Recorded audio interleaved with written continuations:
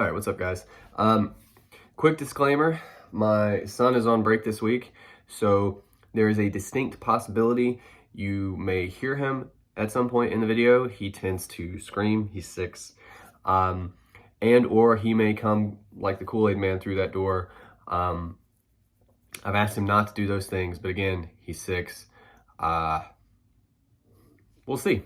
Anyway, to get right into it, what we're looking at for today, we're looking at a student example from your most recent homework, which is the 3 signs and elements. Of course, if you haven't done that yet, you should do it. But also, I suppose some context here. This student, for their homework, wrote about the John Oliver video. If you haven't watched that for some reason, you should probably go do that. Otherwise, today won't make a whole lot of sense. Beyond all that, you should go ahead, if you have not already, pull up the document that I posted to Courseden under this video. I don't know, it looks like this, but it has the most recent date on it. It's at the bottom. If you follow chronologically, like we've done all semester, like we've organized all semester, it should be right there. Open it up in another tab, something like that, so you can follow along. Okay, that's all the setup, I believe. What I want to do today, the reason I like this particular assignment, I think of it as kind of a way to trick you guys into start writing body paragraphs. Now, of course, to be totally fair to this student, I did not ask you to write body paragraphs. So at no point am I going to be like, oh, there's no topic sentences. Like that. I didn't ask you to do that. So that would be, if we're talking about critique, that would be an unfair expectation, right? But what I did ask you guys to do, pull 3 as best you could specific pieces of evidence, try to talk about them, all this. That is, to my mind, the most important part of a body paragraph. And if I have you do it 3 times, which the student has done, you basically have the foundation for 3 body paragraphs, which is kind of awesome when it comes to just getting this done. Yeah. All right. So that's what we're looking at. Like I said, it's about John Oliver. She has 3 pretty good pieces of evidence, I think, and we're going to look at that. Obviously, before we continue any further into this video, I will need you to read over the aforementioned document. As you're reading, all I really want you thinking about, where do you see their evidence? To clue you in a little bit, sometimes they have a lot of evidence, which is to say they have a lot of detail from the video. And what I would want you to try to be conscious of, what is their real evidence? What I mean by that is, and again, this is totally fine. This is just homework. This is us just figuring out what we really want to focus on. But for this student, and for many of you, which is part of the reason I pulled this, one of the first hurdles you're going to have to get across is, what am I actually looking at? Sometimes, a lot of the time, you're not really sure at first, and you just write about a lot of things from the text. But then as you start to try to make an argument, you will, I think, even unconsciously sort of hone in on something. So again, to try to make a question out of all that, in each one of these, there are 3. What is their real evidence? Sometimes it's obvious, sometimes it's not. Do your best to sort that out. And then, of course, what are they arguing about it? And that could be a tricky question as well, but I want you to do your best with it. So take a minute right here. Pause the video, look over the document, do your best to answer those 2 questions on your own. We're going to talk about them. Go for it. Okay. As always, I'll give you a second to pause there. Hopefully you did the thing I asked. I always feel weird. I mean, it's a weird situation where I'm just hoping you do stuff, but okay. So what we have here, we're going to go one by one. In the very first entry, we start with a quotation from John Oliver. At some point, you have to consider both context and consequences if you're going to pile on in a shaming. It's a decent quotation. And again, there's no like proper setup for it, stuff like this. But again, I didn't tell you to write, formal body paragraphs. So if anyone out there is like, hey, but we're missing, I mean, again, for this homework, it's fine. But when it comes to a paper, you want to have that stuff. Okay. That is, here in our first entry, I think pretty clearly our evidence. There's really not much else when it comes to like literal signs or elements from the text. Nothing we could point to like we can, sorry, that's super aggressive. Nothing we can point to from the video like we can that quotation. So that part's done. Great. Second question is more important here. What are we arguing about this evidence? We say a lot about it. We bring up two things in particular I want to draw your attention to. Right after the quotation, we start talking about his tone. We say it's set, which is a little bit, I feel like, awkward. There's a different way to talk about it. But anyway, we're concerned with his tone. When he makes his statement, it's very serious and firm. Okay, I have questions about that. And then toward the end, we say it's a comedy show, but he changes the mood so that the audience can listen, they can pay attention, those mean the same thing, to exactly what he's saying about this serious topic. Okay, I have questions about both of those statements, but before we can talk about that, I want to direct your attention to something else. So we have that sentence near the top, and we have that other sentence near the bottom. Pretty much everything else is Oliver's argument, right? The sentence, he's informing the audience, that's a little bit of both, but that's basically his argument. And then especially from the point John Oliver is, from there to Scary Road, that's all his argument. And again, it's not like you can't ever try to quickly encapsulate what the text is arguing. Oftentimes in these kind of papers, it makes sense to do that. But we got to do that quickly, okay?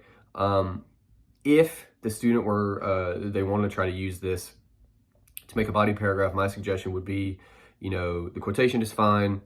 They have some very real concerns about it that I want to talk about more here in a second with the tone and the mood, okay?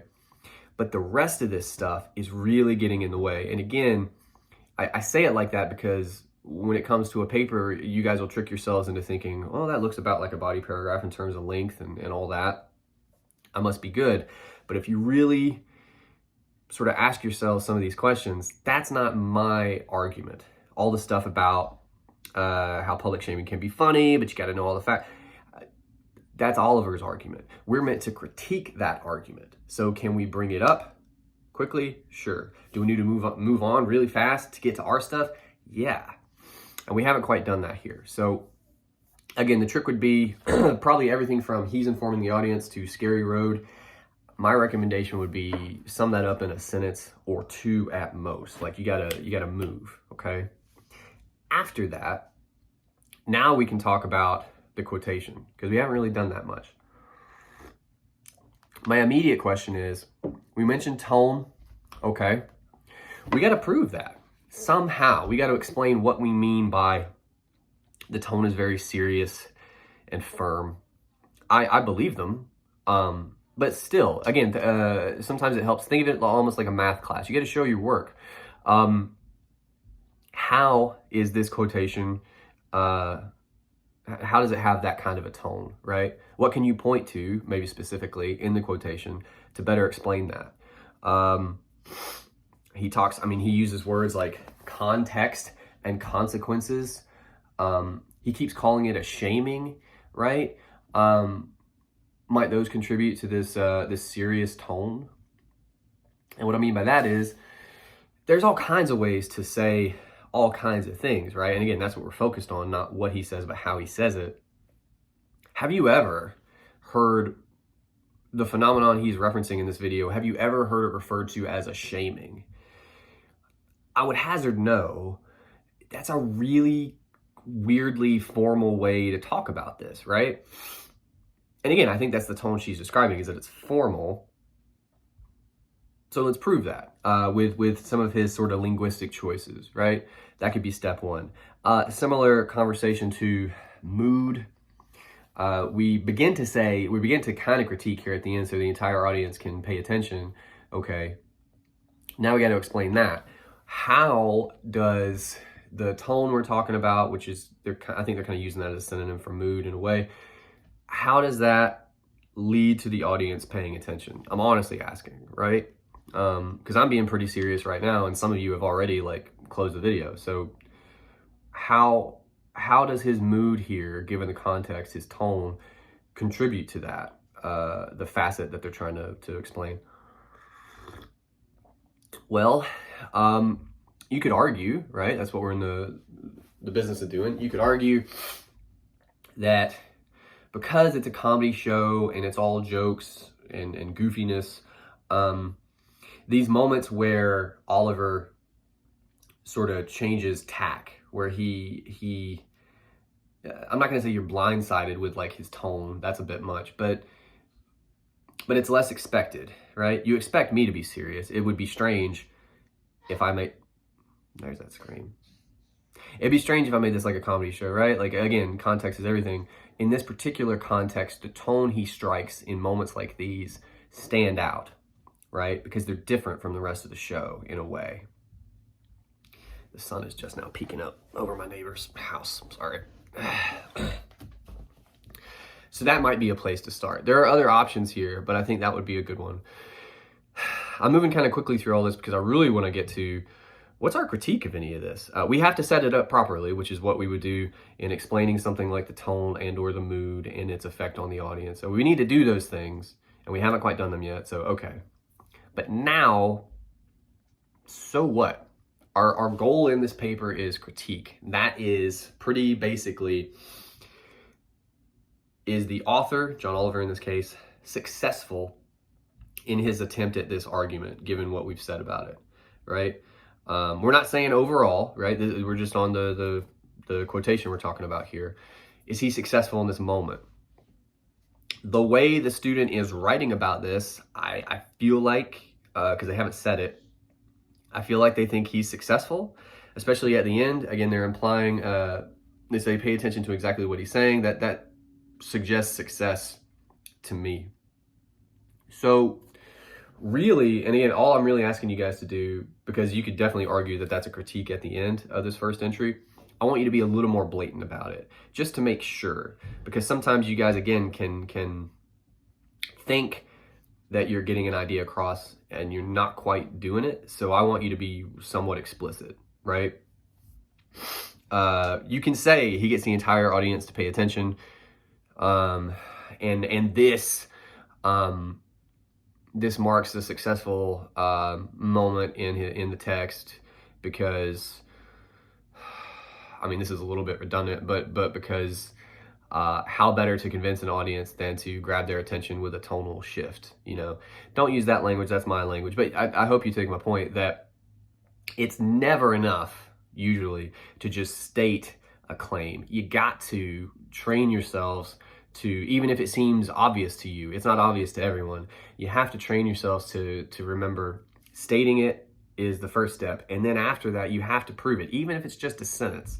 Usually it's more than that, but even if it's just a sentence to explain that claim, how you got to it, you have to always do that, right? And we need to do it here at the end of our first statement. Okay. Second statement. I call them statements. Number 2, right? Okay. What's our evidence here? It's the graphic. They don't have that language, by the way. They call it a photo. I totally get it. It's fine. It's called a graphic. Again, they're talking about, he has several of them, because it's meant, Last Week Tonight is meant to kind of emulate a news show. So you'll see these a lot. It's like right here. He's got a thing. It's called a graphic. Anyway, in the upper left-hand corner, the public shaming graphic has fingers pointing from all directions. And if you don't recall that, it's super early in the video. You can go look at it real quick. But yeah, it's just, I think they're blue, if memory serves, but it's all these, it's kind of a cool graphic considering what they're trying to do in the video. Now, what do we say about it? We go into talking about shaming itself. We ask a question. We say more about kind of what happens to that person. All of this is John Oliver's argument, like pretty much all of it. We do say one thing about the graphic itself, but it's kind of buried. It's a sentence.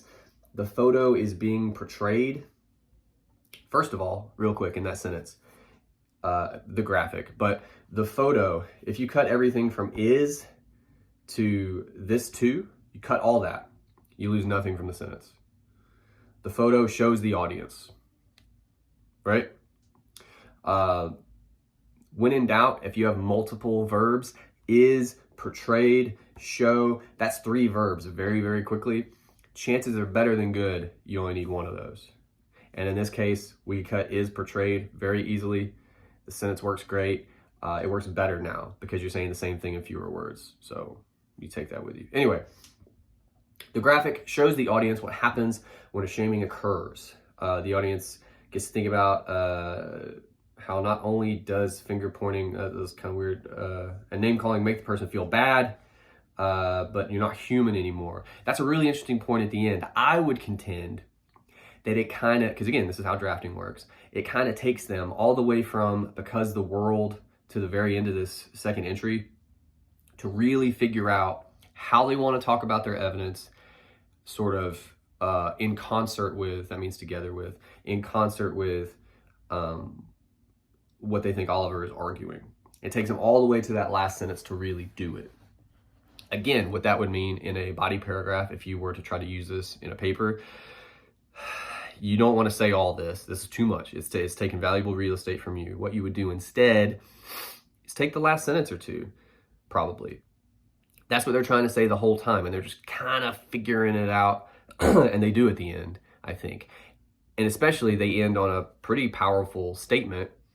Now, in a body paragraph, if we were to just lift that and use it as the start to our analysis, now we can start critiquing whether or not we think Oliver, the text, does a good job proving that idea with its rhetoric, okay? So what I mean by that, if we just went from, you take the last 2 sentences if you like, the graphic shows the audience what happens, and then that next sentence, okay? I don't know if you can hear them, I can hear them, it's distracting. So we take those last 2 sentences after we talk about the graphic itself. What are we gonna say about that? I mean, again, it sounds like the way this is written, this is less explicit than the first entry. It sounds like the student thinks the graphic does a good job.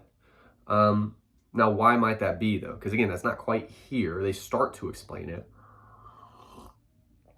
I mean, on the one hand, pardon the pun, because you're pointing. On the one hand, it's a nice visual aid, right? So much of Oliver's show is just like this one, which is just a dude talking. That can get pretty boring. Sorry about that. I don't have a budget for like graphics and stuff. It can be nice to have this like extra thing over here that even if you miss something he says, or if something doesn't quite make sense, or whatever, you just have this little explanation in visual form of the process of public shaming, right? That's basically what they're saying in this entry. All those fingers sort of pointing at the middle, like that's what the visual is I think a really nice representation of not only how it works, but again, kind of what they're getting to at the end here, how it can feel, right? It's he's upstairs now. He's not supposed to be. I asked him not to do this. It can feel adversarial, right? You against the world. And we have that phrase and it's cliche, and like most cliches, it doesn't mean anything. But I think the point they're trying to make, which is of course they think the point the graphic is trying to make, if we actually consider what that means, you against the world, that would feel awful. It would feel hopeless, right? And again, they say it in their way, and that's fine, but that's kind of what they're getting at with the graphic. We would want to talk about the graphic, I think, a bit more. Sorry. We would want to talk about the graphic a bit more in a similar way to how we did it.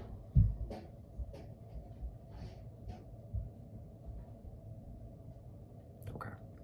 In a similar way to how we did it in the first entry. Because again, we start to do it here, but I think basically the students' thoughts aren't quite on the page yet.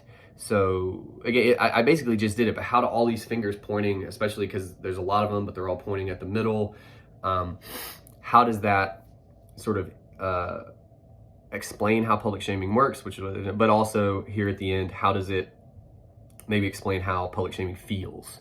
And again, they're getting to all that, but I think they need to tie it a little better to the evidence itself.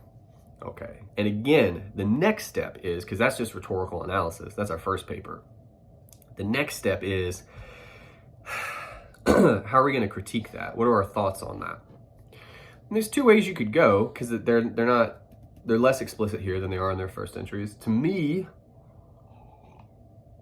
the way they've started to explain it, again, I think that this student thinks it's successful. Okay, why might that be? Again, I mean, it's not only like a nice visual representation of public shaming over here, which again is just a different way of representing the idea. It's not just words, which is most of the text. It's also kind of subtle. It's just like some of you may have missed it, honestly. Like this student bringing it up for the first time, some of you may be like, oh, shit. And then you go look at it, you're like, yeah, okay, wow, I totally. So it's a blink and you could miss it kind of thing, maybe, and that's nice potentially for some people, like those little moments that are just kind of built in, that only some people see, right? Might even that aspect of it, like if you notice it, you kind of feel like you're more involved in the text, or you're being rewarded for paying attention more. Do you see what I'm saying? So I'm just kind of rattling off ideas here, but that's the approach we have to take when it comes to critiquing these elements. Not just what are they arguing and how, but a third step now, which is how does that approach, whatever it is that we're talking about, that we're describing, how does that approach impact the success or failure of the text in this moment? If you wanted to talk about it as like less successful or more of a failure, I guess you could try. I mean, I'm trying to be, I think it's a cool aspect of the video, so I'm kind of grasping at straws a little bit to think about. I guess you could say it's too subtle. To me, that feels, to be totally honest, like a bit of a BS argument, but you could say it's too subtle. You could say, I don't know. I can't be a total sophist in this moment because I don't buy it at all, but a lot of the time you can take similar elements and think about, and this kind of looks forward to your homework actually, but you can think about how they don't, how they could be spun another way, basically, right? So again, in this moment, maybe it's too subtle, maybe building the visual like that, not referencing it, is like a missed opportunity, if that makes sense. Like, potentially it would be better if at some point John Oliver was like, yeah, public shaming, blah, blah, blah, just like all these things, but again, I'm of a mind that would actually be worse, but that may be one way to spin this the other way if you felt that way for some reason. Okay. Third entry. This one is a little bit different from the other two. And if you need to, go ahead and review it. I don't mind. Go ahead and pause. So what do we have here? We got a lot of information. This is the one I was kind of getting to. I mentioned it at the top of the video. He's still...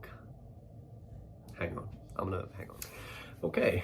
For anyone who's curious, he thought he was being quiet, which is funny. Anyway, okay, where was I? Third entry.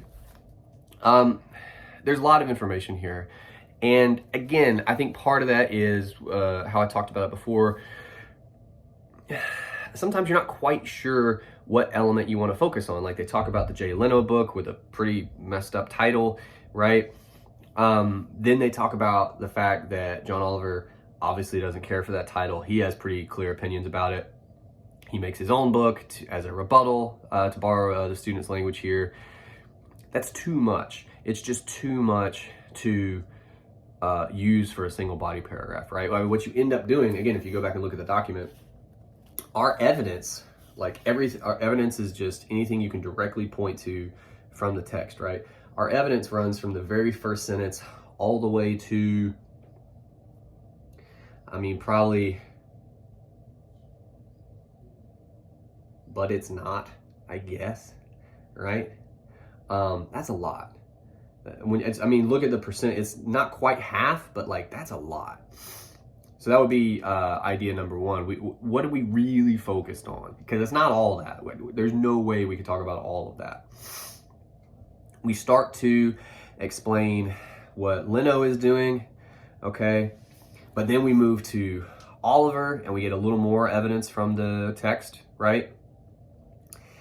And then we start talking about the audience. Then we start getting a little bit into rhetorical analysis. So that tells me what we really wanted to focus on, which is perfectly fine, is the rebuttal, is the, the ways you can go fuck yourself, Jay Leno, right? Okay, there's an easy-ish fix for this, first of all. Number one would be, again, because you don't always know, number one would be do your best to identify what it is you're actually trying to talk about. It's not Jay Leno. You could, that would be a different maybe body paragraph or whatever, but we're not doing that here. So you basically cut that. When it comes to this moment, always remember, first of all, whoever's reading your paper is familiar with the source text, okay? So you don't have to do a whole lot of explaining to me. I've seen it. In this case, what?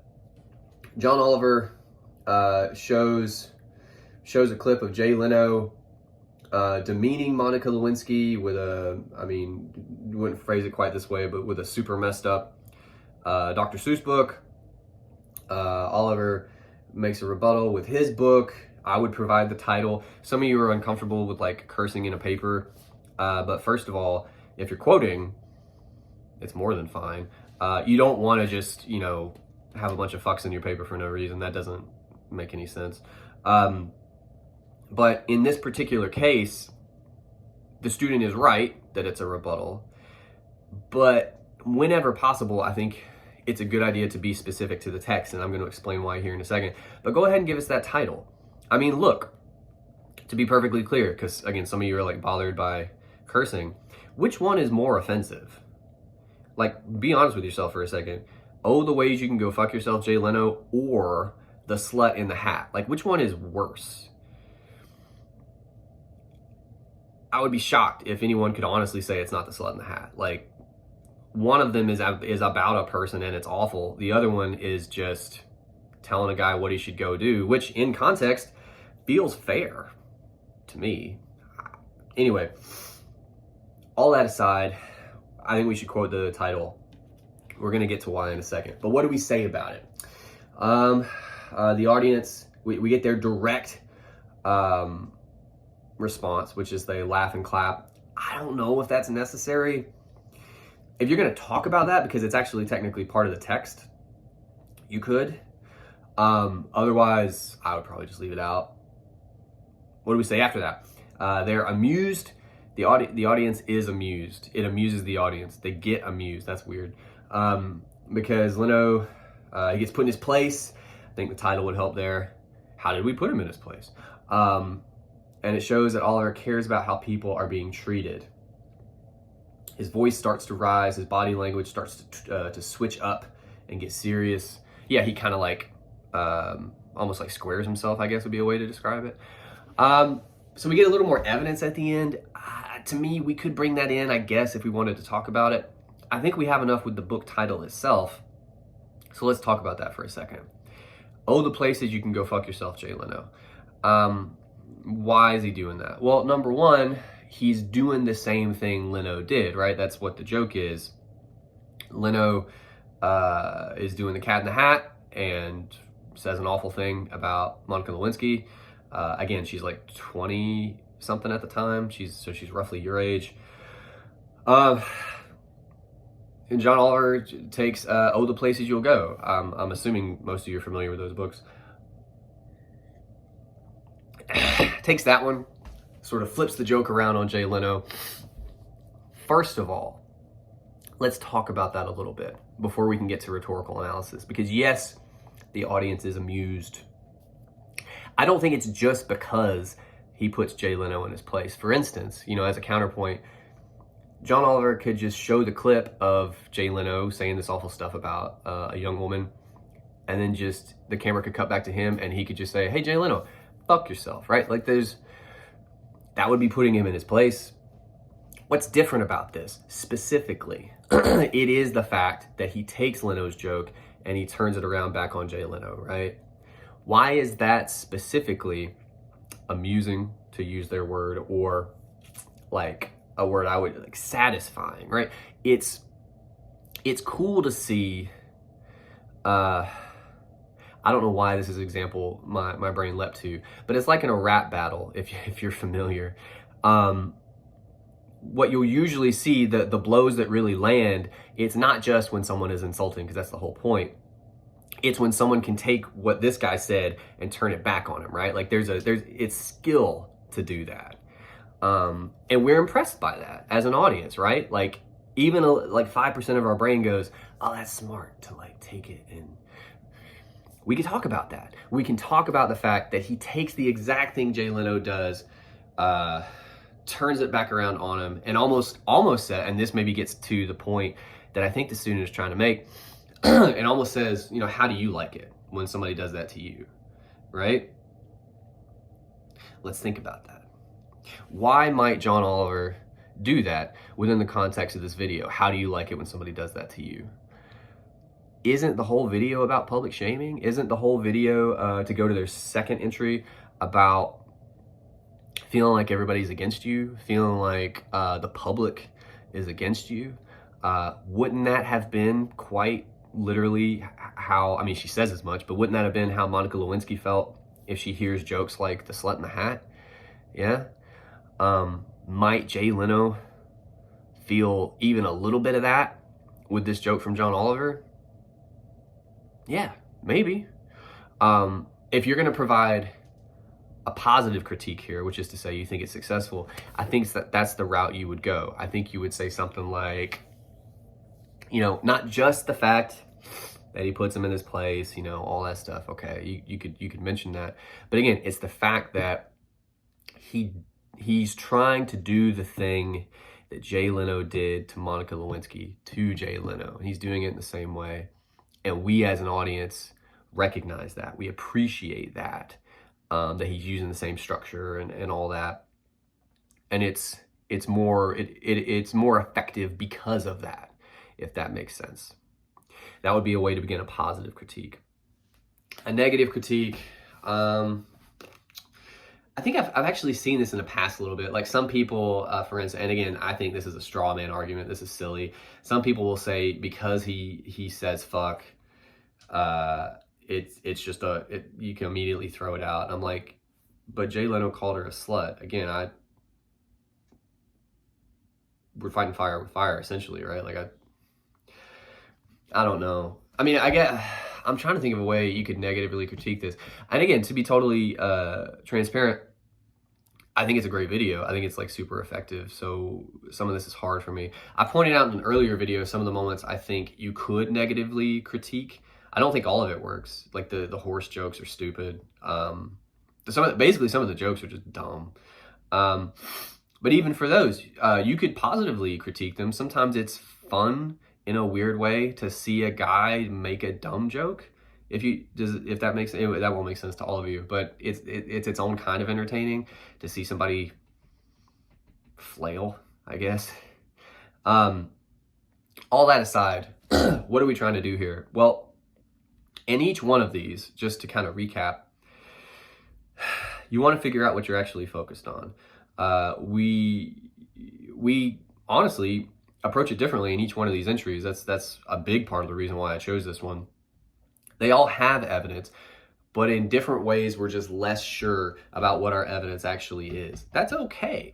Step one is, what do I actually talk about? So often, all of you will do this. You think you're going to write about one thing. For the third entry, I would guess she thought she was going to talk more about Jay Leno, the slut in the hat. I would guess that.